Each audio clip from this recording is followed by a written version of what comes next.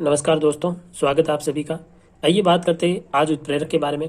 देखिए, हमने जितनी भी अभिक्रियाएं पढ़ी है उन अभिक्रियाओं में कई अभिक्रियाएं ऐसी होती है जिनमें दो अभिकारकों के मध्य जब अभिक्रिया कराते हैं तो किसी तीसरे रासायनिक पदार्थ की आवश्यकता होती है। तीसरा रासायनिक पदार्थ उन दोनों अभिकारकों के मध्य अभिक्रिया को प्रभावित करता है, उस अभिक्रिया के वेग को परिवर्तन करने की क्षमता रखता है, तो उसे हम उत्प्रेरक कहेंगे। तो उत्प्रेरक एक रूप से देखा जाए तो इसकी बेसिक परिभाषा क्या हो जाएगी? वह रासायनिक पदार्थ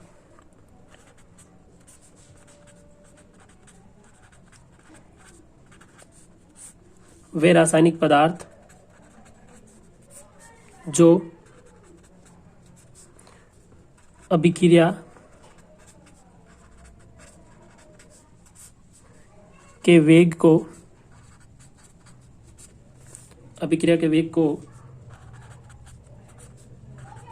परिवर्तित कर देते हैं।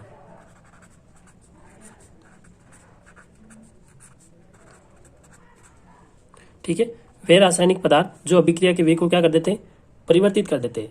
लेकिन इनका एक विशेष गुण होता है, स्वयं अपरिवर्तित रहते हैं। स्वयं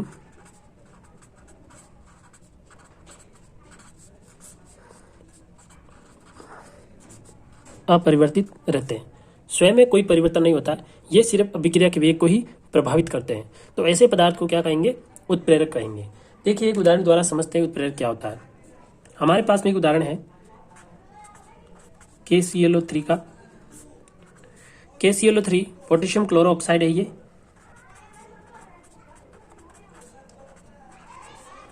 potassium chloro oxide. Potassium chloro oxide जो है ये टूटकर अपघटित होता है और इसका जो अपघटन है वो इसमें होता है KCl+O2 में होता है। ठीक है, संतुलित कर लेंगे। यहाँ पर देखिए, ऑक्सीजन जो है वो 2 है, ऑक्सीजन 3 है। तो 2 को 3 नहीं बना सकते, 3 को 2 नहीं बना सकते, क्या करना पड़ेगा? 6 पे लौटना पड़ेगा। तो इसको 6 करने के लिए 3 से गुणा करना पड़ेगा, इसको 6 से गुणा करने के लिए 2 से गुणा करना पड़ेगा।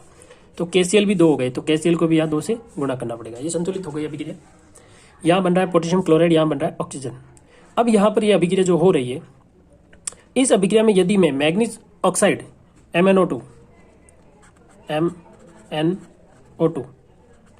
MnO2 मिला दिया जाए तो ये अभिक्रिया जो है इसका वेग प्रभावित हो जाता है। इसका वेग या तो बढ़ जाएगा या इसका वेग घट जाएगा। तो ये अभिक्रिया के वेग को क्या करता है? प्रभावित करता है। यह KClO3 जो है वो ताप के कारण, ऊष्मा के कारण अपघटित होता है KCl और O2 में। जैसे इसमें मैग्नीज ऑक्साइड डालोगे, MnO2 डालेंगे, तो ये अभिक्रिया के वेग को प्रभावित करेगा, अभिक्रिया के वेग को बढ़ा देगा। तो KCl और O2 के जो बनने की जो समय है, जो क्रिया है, वो बहुत ही तेज हो जाएगी। तो एक तरीके से ये अभिक्रिया के वेग को क्या कर रहा है? ये बढ़ा रहा है। तो उत्प्रेरक का काम क्या होता है? अभिक्रिया के वेग को परिवर्तन करना। अब बात करते हैं आइए उत्प्रेरक के प्रकारों के बारे में। तो सबसे पहले बात करते हैं अवस्था के आधार पर।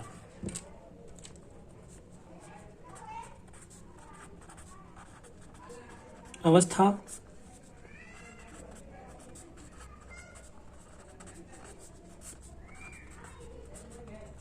देखिए, अवस्था के आधार में बात करें तो उत्प्रेरक जो है वो मुख्य रूप से 2 प्रकार का होता है।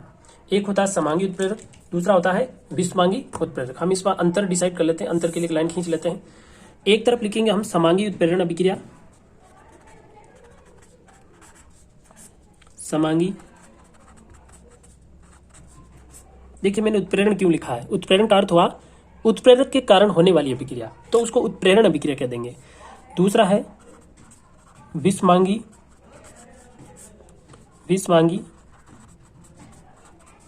उत्प्रेरण अभिक्रिया। तो अवस्था के आधार पर समांगी उत्प्रेरण और विषमांगी उत्प्रेरण। तो बात करते हैं समांगी उत्प्रेरण और विषमांगी उत्प्रेरण क्या होते हैं, क्या इनका अंतर होता है। देखिए, समांगी उत्प्रेरण में क्या होगा, इसमें हम अभिक्रिया में 3 चीजें देखते हैं प्रमुख रूप से। अभिक्रिया का जो एरो होता है, एरो के लेफ्ट हैंड साइड में होते हैं अभिकारक और राइट हैंड साइड में होते हैं उत्पाद, और एरो के ऊपर लिखा जाता है उत्प्रेरक। तो यहाँ 3 चीजें मिलेगी हमें, अभिकारक, उत्प्रेरक और उत्पाद। तो समांगी में क्या होता है कि यदि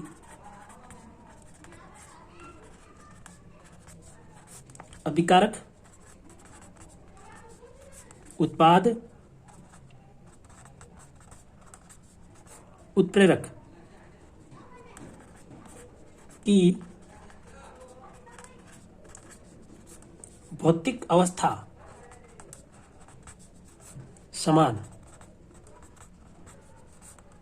देखिए क्या अर्थ हुआ इसका, अभिकारक, उत्पाद और उत्प्रेरक तीनों की भौतिक अवस्थाएं कैसी होनी चाहिए, समान होनी चाहिए। यदि समान भौतिक अवस्था में है तो वो कैसा उदाहरण होगा, समांगी उत्प्रेरण अभिक्रिया का उदाहरण होगा। तो बात करते हैं समांगी उत्प्रेरण अभिक्रिया के बारे में। तो एक अभिक्रिया लिखते हैं हम, देखिए Maithil acetate CH3COO, Maithil acetate CH3, ये मैथिल एसीटेट है, ठीक है। मैथिल एसीटेट की अभिक्रिया जल से हो रही है H2O। तो यहां पर जो बन रहा है वो है एसिटिक अम्ल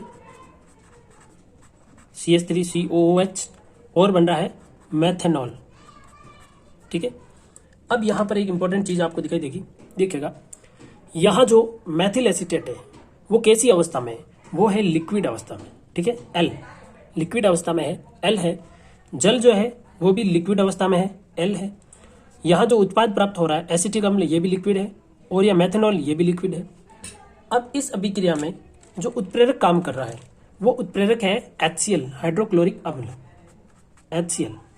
जो उत्प्रेरक HCl है वो भी लिक्विड अवस्था में है, यानी यहां पर अभिकारक, उत्प्रेरक और उत्पाद तीनों की भौतिक अवस्थाएं जो है वो एक ही अवस्था में है, और वो कौन सी है, द्रव अवस्था में है।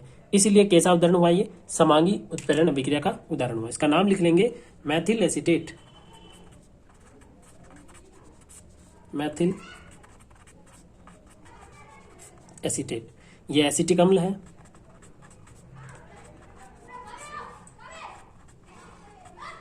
ठीक है। ये मेथेनॉल है, मैथिक अम्ल है, ठीक है, मेथेनोइक अम्ल है। चलिए दूसरी तरफ लौटते हैं। दूसरी तरफ है विषवांगी उत्प्रेरण अभिक्रिया, तो बिल्कुल इसका अपोजिट है। इनमें से कोई भी यदि भौतिक अवस्था समान नहीं है, मैं कहूंगा अभिकारक,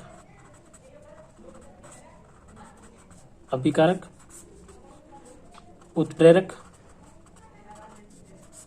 उत्पाद की भौतिक अवस्था,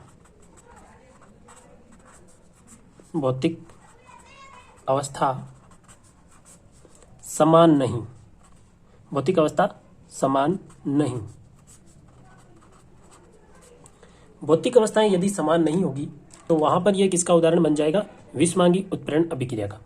देखिए उदाहरण लेते हैं, N2 प्लस H2 अभिक्रिया हो रही है, NH3 बन रहा है। बैलेंस करने के लिए हम क्या करेंगे, देखिए यहाँ हाइड्रोजन 3 है, यहाँ 2 है, तो इसको 3 से गुणा किया 6 बन गई, इसको भी 2 से गुणा कर दो 6 बन जाएंगे, ठीक है।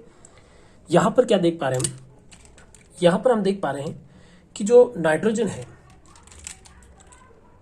नाइट्रोजन जो है वो कौन सी अवस्था में है, गैसीय अवस्था में।